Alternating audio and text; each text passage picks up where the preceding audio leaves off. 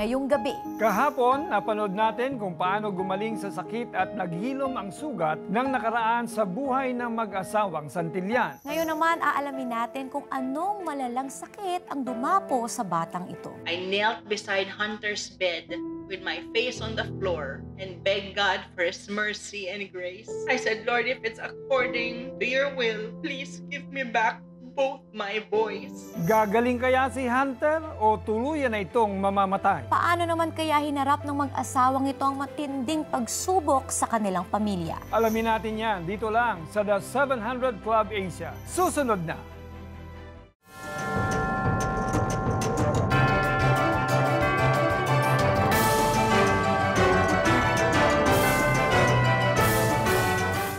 Jonathan and I got married in September of 2011. We were praying for and trying to have a baby for 5 years. We tried the natural way, we did IUI, then we eventually decided to do IVF. By God's grace, the IVF procedure proved successful, and Hunter was conceived in October 2016 and was transferred to Coco's womb in July 2017. All throughout that time that I was doing ultrasounds, Hunter never showed his heart. He would always do this.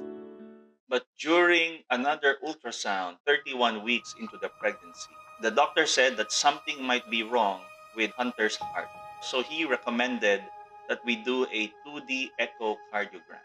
The following day, the 2D echocardiogram confirmed our worst fears. Our boy had hypoplastic left heart syndrome. This is a rare and fatal congenital heart defect that has no known cause. This is when the left side of the heart fails to fully develop. A baby born with HLHS will only live for 1 to 2 weeks after being born without surgical intervention. We also discovered that no baby has survived treatment and surgery for HLHS in the Philippines. We also discovered that the complexity of this heart defect means that not every country has the technology to successfully treat this congenital heart disease. Jonathan would wake up in the middle of the night, crawl to my tummy, weep, pray, talk to Hunter, fall asleep, repeat. We eventually decided to bring him here to a hospital in Florida because of their high success and survival rate for babies born with HLHS. 18 days after arriving here, Hunter was born on March 14, 2018 at 3:47 p.m. The evening Hunter was born, the medical team came to my room after doing a 2D echo on Hunter's heart. They said Hunter cannot be helped by the standard surgeries because not only did he have the worst kind of HLHS, he also had the biggest coronary fistulas that they have ever seen. That basically made him inoperable. They said the only way we could possibly save Hunter's life is if he gets a heart transplant. That broke me. My son, he needed something that I cannot give him, even if I volunteered mine. Where are we gonna get a heart? How long is the wait? If and when Hunter gets a heart, what will his quality of life be? What will this mean for us? Can I bring Hunter home?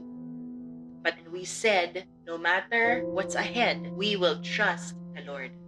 So at 20 days old and weighing just 2.4 kilograms, Hunter underwent surgery to have a Berlin heart, which was a pump that functioned as his heart to allow him to live long enough to get a heart transplant. After surgery, we were told that Hunter was the smallest baby in the world to successfully receive a Berlin heart. One of the most painful realities was leaving Hunter in the ICU. My son was sleeping alone in a cold room with alarms ringing ever so often, with monitors attached to him during the time when he should be in my arm, loved and cuddled. Graciously, the medical team allowed us to be parents to Hunter even at that situation. We were by his side every step of the way, and we savored every moment as a family as if it was our last. Then on July 26, he caught a blood infection that resulted in a septic shock. All of his major organs were hit and they shut down except for his brain and his Berlin heart assisted heart. He had to be resuscitated, and though stabilized, was bleeding from everywhere and was getting more and more swollen by the hour. The doctors were doing their best, but they were also honest and transparent with us. And they said that they did not know if Hunter would make it. Jonathan was so discouraged and broken that he asked to stay home so he could pray and regain his strength. I drove to the ICU early that morning. I knelt beside Hunter's bed with my face on the floor and begged God for His mercy and grace. I said, Lord, if it's according to your will, please give me back both my boys. Please strengthen them, uphold them, heal them, and bring them back to me. Later that day, John arrived and said, we will not give up. We will do our best. We will trust in the Lord. Though Hunter was still fighting to survive, we had a peace in our hearts and we knew that he would be okay. True enough, Hunter started to get better, and in less than 3 weeks after almost dying, he was back to his old self and again waiting and ready for a heart donor. Hunter's survival is truly only by the grace and power of God. More than 6 weeks after that horrific ordeal, John and I talked. We realized that except for his broken heart, all of Hunter's other organs were healthy. We talked about the possibility that God might have brought us here to save lives, not Hunter's life, but other babies that could use Hunter as an organ donor. Jonathan and I once again made a commitment to God that Hunter belongs to him, and we would gladly surrender him for God's purpose, even if it means losing him. But early the following morning, we were awakened by a phone call. We were told that a heart donor was finally found for Hunter. 24 hours later, Hunter came out of successful heart transplant surgery at 26 weeks old. Just when we thought that we had to finally give up our boy, God gave him back to us, this time with a new heart. And remember that septic shock that almost ended his life? Hunter's body was so swollen because of that infection. His old broken heart also swelled up, which made his ribcage and chest cavity expand. We were told that if that did not happen, there was a possibility that he could not have received his donor heart because it came from a bigger baby. What almost killed our boy actually prepared him for his new heart and his new life. God knew, and God provided. God causes all things to work together for the good of those who love Him and those who are called according to His purpose. And on October 24, after spending the first 32 weeks of his life in the hospital, we finally brought Hunter home. We might be a family with a heart transplant child who has to guard himself from organ rejection for the rest of his life and has no guarantees of a long life. But the Lord kept assuring us along the way. Change my life and make it new, and help me, Lord, to live for you. Today, Hunter is about to turn 3 years old in a couple of months. The boy that was given only 1 to 2 weeks to live is now running, jumping, talking. He's a smart and funny little man. It was all because of the grace of God, including the prayers of so many all over the world who journeyed with us from the very start. We don't know what tomorrow will bring for our son and our family, but God has been to tomorrow. That is more than enough to face each day with hope. We simply look to God and thank Him for every moment, because for us, literally every heartbeat is a gift. Hunter's new heart reminds us that we are all born with broken hearts, and only a new heart from Jesus can give us a new life and bring us back to God. Jesus, thank you for my heart, and Jesus' name, amen. Amen. Grabe yun, Alex. Kanina pa ako umiiyak kasi we saw the grace of God. Ito yung time na yun, lalo na yung shock, it was all right timing para mag-swak yung heart ng bata. And doon ko nakita that God is a God of timing. Siya din yung God of talagang yung imposible na sa tao, posible sa Kanya. At pag sinorender mo, totoo yun sinasabi ng mag-asawa, na pag sinorender mo sa Panginoon, Lord, let your will be done. Ikaw po bahala sa buhay ng anak ko. Pag natuto ka mag-surrender, talagang siya yung bahala. At i-honor niya yung desire mo na yun. Nakakatuwa, nakakabago ng buhay. At alam nyo, nakita natin sa kwento ni na Jonathan at Coco na may pag-asa. At meron talagang kagalingan sa pangalan ni Jesus. Si Jesus ang ating lakas, siya yung healer natin, at siya rin ang ating tagapagligtas. Kaya sabi sa Psalm 18:1-2, I love you, Lord. You are my strength. The Lord is my rock, my fortress, and my Savior. My God is my rock in whom I find protection. He is my shield, the power that saves me, and my place of safety. Amen. Nais mo rin bang gawing Lord and Savior si Jesus? Sumabay ka lang sa simpleng panalangin na ito ng may pananampalataya. Father God, we thank you so much for this opportunity that we can pray to you. Lord God, I repent of all my sins. Lord, hindi ko po kayang mabuhay nang wala ka, O Diyos. So ngayon, Panginoon, I open up my heart to you. Please come into my heart, Lord God, and be my Savior and Lord. Be the King of my life. Mula ngayon, Panginoon, hindi na po ako ang magmamaneho sa aking buhay, kundi ipinapaubaya ko sa inyo. Help me, Lord God, to walk in the light of your way. Salamat po sa iyong pag-iingat. Sa pangalan ni Jesus. Amen. Amen and amen. Sumabay ka ba sa aming dasal at tinanggap si Jesus bilang Diyos at sarili mong tagapagligtas? If yes, ikaw ay bago ng nilalang. Wala na ang luma mong pagkatao, ikaw ay bago na. At good news, ang pangalan mo ay nakasulat na sa aklat ng buhay. Kaya naman balitaan mo kami, kapatid, sa iyong importanteng ginawa.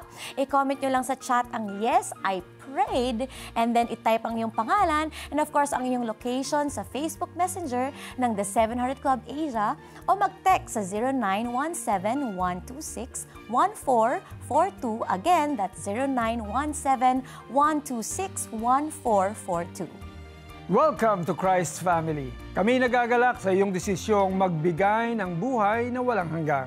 Praise God. Praise God. Samantala sa ating pagbabalik, makakausap natin ang mag-asawang Jonathan at Coco mula sa Florida, USA. Muli nating balikan kung paano nila hinarap ang matinding pagsubok sa kanilang buhay. At kumusta na kaya si Hunter ngayon? Plus, aalamin natin kung ano ang kwento sa likod ng Open Door Monument na ito sa Israel. Lahat ng yan, susunod na. Diyan lamang kayo, magbabalik po ang The 700 Club Asia.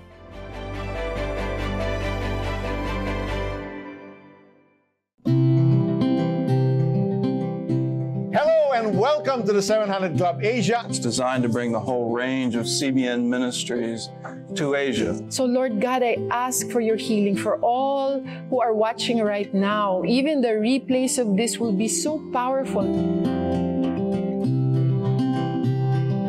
Lord, there's just so much pain and bitterness in my heart today. But Lord, today I want to surrender this pain unto you. Just play and, if you win, you're happy. Kahit naman sino kahit gano'ng kayaman ka pa. Lord, I give this pain to you. Give me the grace to forgive so that I can be set free, so that I can live a new life in you, God. I just point everything to Jesus, and He's the one responsible for everything.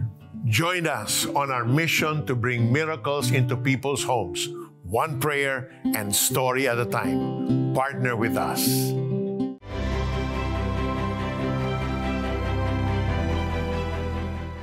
Kanina napanood natin sa kwento sina Jonathan at Coco kung paano sila binayaan ng baby at kung paano sila sinubok sa buhay. Now let's get deeper into their story. Makakausap na po natin ang mag-asawa mula sa Florida, USA. Narito po sina Jonathan at Coco. Phoenix, kumusta na po kayo? Hello, Jonathan and Coco. Today po, magandang araw po sa inyong lahat. Jonathan, matapos ang 5 taon na hindi kayo nagkaanak ni Coco, tapos nabuo si Baby Hunter sa pamamagitan ng IVF o in vitro fertilization, ano ngayon ang naging pakiramdam mo? We were extremely grateful to the Lord and very excited po kami because after 5 years na paghihintay, yung pangarap namin na magkapamilya ay magkakatotoo na. Tama yun, no? Talagang normal na reaction. Talagang masaya, di ba? Ang saya-saya sa pakiramdam. Pero ikaw naman, Coco, ano ang pakiramdam mo nang isinilang si Baby Hunter pero merong sakit? Of course, it was heart-shattering. It was heartbreaking.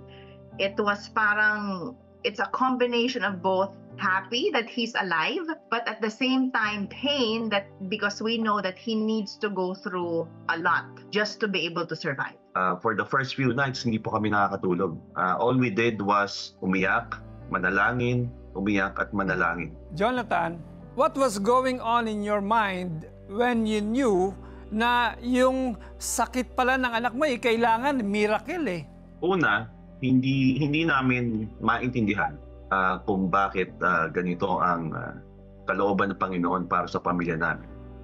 But by the grace of God, ang isang bagay na hindi po namin inisip, hindi po kami nag-isip ng masamang intensyon na galing sa ating Panginoon. So while we could not understand, ang alam po namin in our minds and in our hearts that God is still great and God is still good. And somehow, God has a plan and He has His purposes.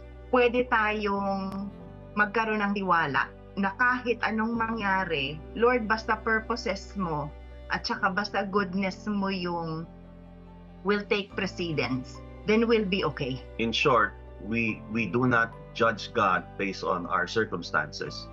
We see our circumstances based on who God is. Amen. Ang ganda no, talagang maiangat ang Panginoon sa buhay natin. Yung purpose lang ng Panginoon ang mag-prevail sa buhay natin. Ang ganda naman nun. And you know, Coco, habang lumalaban sa buhay si Hunter, ano naman ang naging panalangin mo sa Panginoon? Actually, people would ask us, so what can we pray for? Because everything seemed to crumble. Ang sabi ko, hindi ko na alam kung anong ipagpe-pray ko. Ano ba tamang ipag-pray? Tama bang pag-pray ang mabuhay yung anak ko? Kasi ang ibig sabihin nun, pag nabigyan siya ng puso, may ibang bata naman na mamamatay.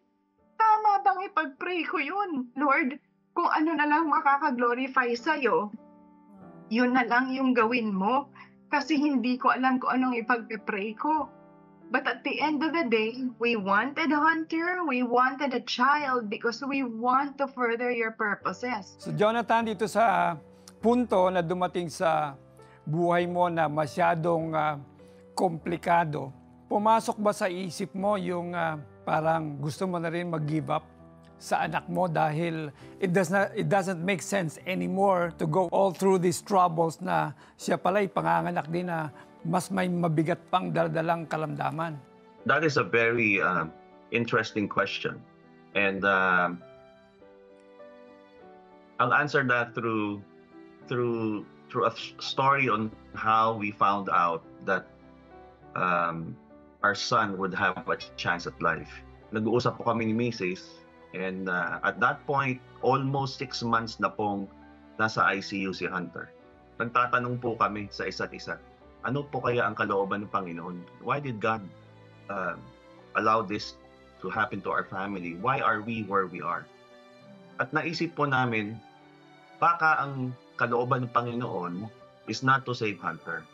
Baka ang kalooban ng Panginoon gamitin si Hunter to save other babies. If Hunter did not make it, his vital organs could be used to save other babies. So that time, we didn't realize na pareho pala yung iniisip namin. Pero ayokong sabihin kasi masakit eh. We said, kung ito yung kalooban ng Panginoon, let's commit this to the Lord. So nanalangin kami September 10, ng evening on the way home from dinner. Sabi namin sa Panginoon, Panginoon, if your will is not to save our son, but to use him to save other babies. From the very beginning, we have told you that Hunter belongs to you. He does not belong to us. And then we committed Hunter to the Lord. And then we slept. Very, very early, September 11th, we were awakened by a phone call. The medical team called us and they said they found a donor heart for Hunter. They found a match. They found a match. 24 hours later, September 12, 2018, Hunter came out of successful heart transplant surgery. So in short, the time when we thought we would really have to give up our son was actually the time that God actually gave him a new heart. Wow. God is really, really good. Indeed. Napakabuti ng You see, one of the things that we are learning as parents ngayon is, yes, Hunter was given a heart and all that, and that's all by the grace of God. But the journey that happens behind the scene, the surrender that happens, even the way that Hunter now learns about God and the way that he talks about Jesus and who Jesus is, and even the way that he talks about how excited he is to go to heaven if anything happens to him now. And the purity of that is actually what's beautiful.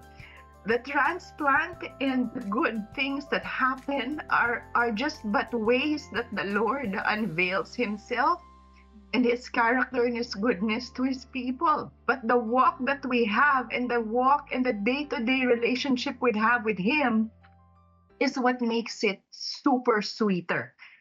If that makes sense. Grabe, all it takes talaga is surrender. So Coco naman, kamusta naman si Hunter na ngayon? Ano nang balita sa kanya?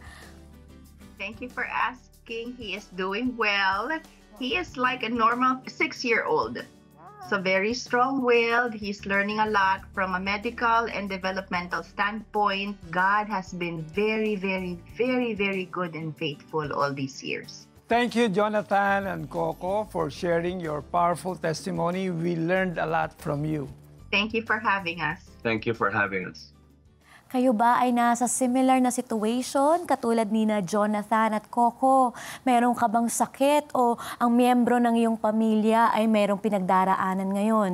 Idulog natin yan sa Panginoon. Alam nyo, walang imposible sa Panginoon.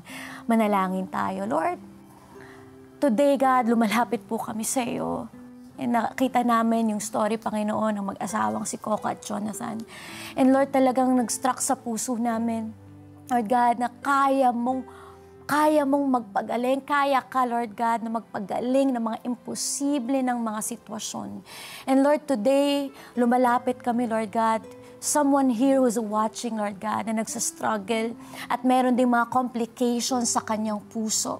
Lord, today we ask, Panginoon, for your grace. We ask, Panginoon, for your help. Lord, iligtas mo ang tao na ito na may karamdaman, Lord God, o may complications sa kanyang puso ngayon. Marahil tinaningan ka na ng doktor, pero walang imposible sa Panginoon. Nililigtas ka niya sa pangalan ni Jesus. And also, who's watching right now, na meron ng 4th stage cancer, ikaw ay nasa hopeless situation na pakiramdam mo, ang pag-asa mo na lang, Lord, kunin mo na ako. Yun na lang, yung sinasabi mo ngayon. At ngayon sinasabi ni Lord sa'yo, nak, niyayakap kita at pinapagaling kita from your head down to your foot. And the Lord is telling you, nothing is too hard from me. Receive your healing in Jesus' name. Amen.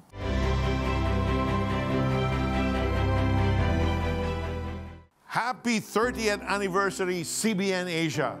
I remember in the early 80s, as an unfaithful husband, I saw Christine watch the 700 Club, at that time being hosted by Pat Robertson. There she gave her life to Christ, and that started our journey to knowing the Lord, because September that same year, I too gave my life to Christ, not realizing that one day I'll be hosting the show, the 700 Club Asia. How gracious and how faithful and how merciful God is. Praise God.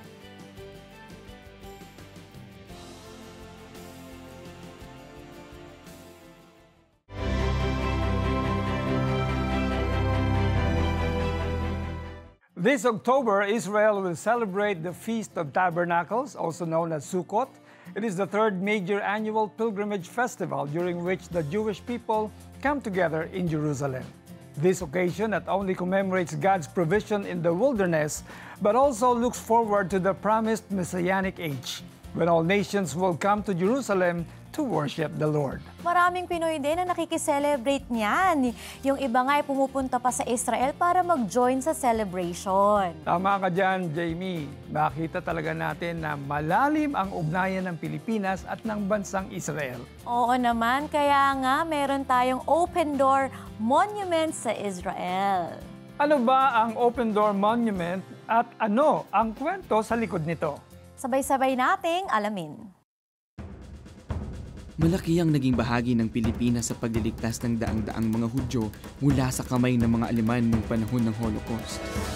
2 taon bago pumutok ang World War II noong 1941, ang pamahalaang Commonwealth sa pamumuno ni Pangulong Manuel L. Quezon ay nagbukas ng pintuan para sa mga Hudyong tumakas sa Alemanya mula sa pamamaslang ng mga Nazi dahil sa utos ng diktador na si Hitler. 1,200 mga Hudyo ang lumipad patungong Pilipinas upang dito manatili. 70 taon ang lumipas mula nang ipatupad ang Open Doors Policy, isang monumento ang itinayo sa bansang Israel bilang pagkilala sa kabutihang loob ng dating Pangulong Quezon at ng mga Pilipino. Ang nasabing monumento ay 7 metro ang taas at ginawa ng Filipino international artist na si Junyi, isang tanyag na iskultor at alagad ng sining. A friend of mine, Ambassador Oka Valenzuela, so sabi niya, there's a competition for monument in my head. Hindi ko alam yon. So that night, I designed the monument in my head. That was 3 days before the deadline. Ginawa ko kinabukasan, then I submitted it 1 hour before the deadline. So I won the competition. Tunay ngang di matatawaran ang galing ng mga kayumanggi sa larangan ng sining.